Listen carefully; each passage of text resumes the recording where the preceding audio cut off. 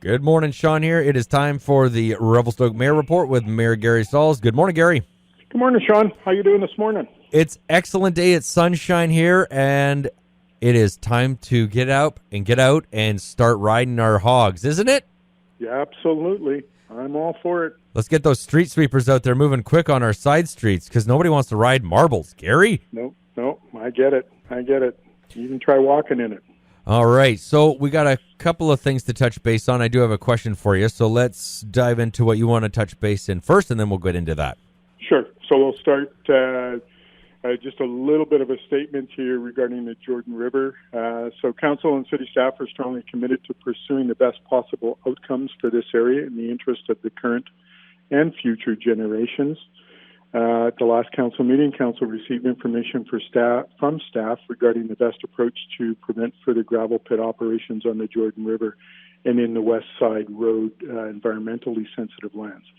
After considering their options, council directed staff to immediately submit an application to the province to put in a 2 to 5 year hold on any development, including gravel pits, on these lands. This hold will allow city staff to complete needed environmental studies that would serve to confirm in certainty the environmental value of these lands and provide the province with support for continued long-term protection of this Jordan River area, while allowing our staff for suitable recreation uses, so to look for suitable recreation uses. Okay, so what the city is requesting, that's not the same thing that Councillor Palmer was hoping to achieve at the last council meeting. No, he wanted to down zone to Park 1, which won't guarantee anything other than, because it's public lands, other than make a statement that we want the area protected. Council chose to go with what is called a Section 17 on the lands to protect that. Sounds like the environmental people have been talking to staff and they're hoping that they would be receptive to that, which would give us a quicker option to make sure that we can protect the area. So that's what council's opted to do. Okay. Now, there is one other thing you wanted to touch base on? Just a couple things. OCP focus group. So as we continue to move through the official community plan update process, I just wanted to acknowledge that there's 21 community members that are volunteering their time and energy to guide the OCP.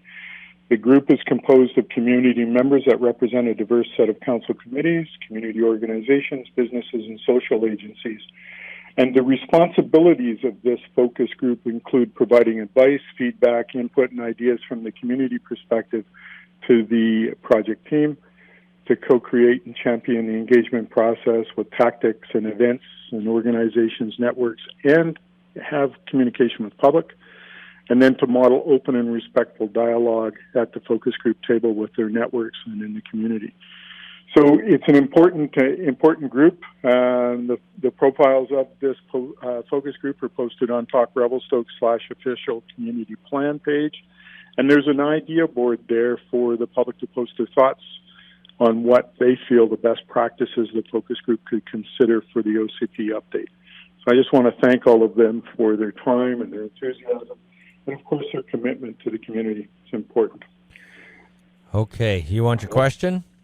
I want the question, and then I've got one other thing, but let's do the question. Okay. So we all know that we're going to get a few dollars from the CBD to alter, change, and adapt the downtown core Grizzly Plaza area. Now, there's obviously good in that, but at the same time, there's some that are a little worried about there's no public consultation in this and that it's going to be presented, or whether it's however it's going about, whether it's city staff or a project manager that creates an idea and then it's moving forward without public input of some capacity, especially being that we are a historic town and we are moving into tourism, but how do we respect the blend?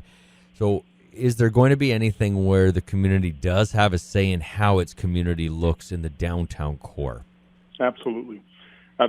So what's happened is staff put in an application for a grant to actually make some changes down there because the Arts Revelstoke group are saying, hey, the bandstand's not suitable for large bands. The acoustics are terrible. Let's see what we can do. So they've received the grant. Now there'll be some public consultation on what it should look like. I'm sure there'll be some ideas come out from the group or from staff, whoever's planning that, and then that'll go to the community as to how should that look. And there's been some real concern from community members about, hey, that's our iconic bandstand. What are you going to do? You're going to tear that down. What's going to be in its place? I haven't seen any plans. All I know is that we need to engage with the community and see what their suggestions are and move forward. So maybe the bandstand will have to be enlarged. Maybe the bandstand will have to be taken away and something else put in its place to accomplish this. But we actually want to have engagement with the community and say, hey, what do you think? And, community members that have come to me have said, hey, well, if you're going to take it down, just don't destroy it. Let's put it somewhere else. So there's all kinds of ideas, and we need to be talking with the community as to what's going to serve best and actually make this area downtown more cohesive for the entertaining.